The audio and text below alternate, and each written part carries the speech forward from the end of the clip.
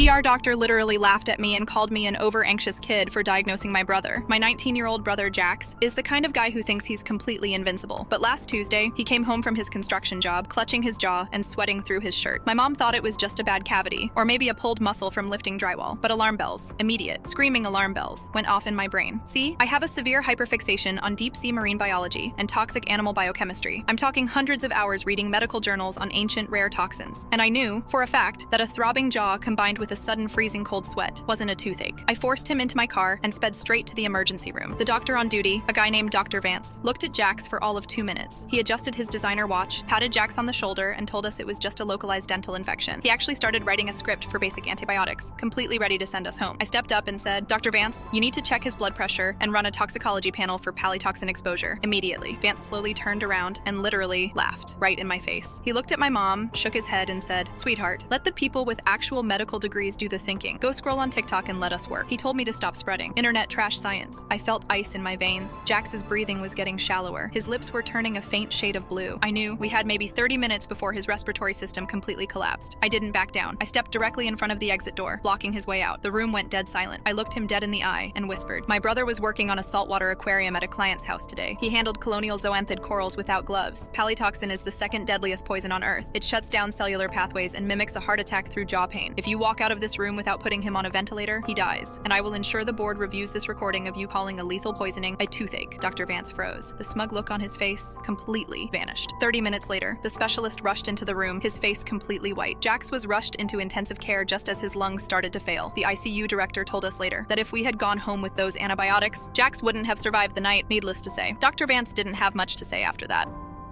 The scariest part of this story isn't the poison calm, it's how easily confidence and ego could have killed someone. Have you ever had a moment where you knew something was seriously wrong but nobody believed you?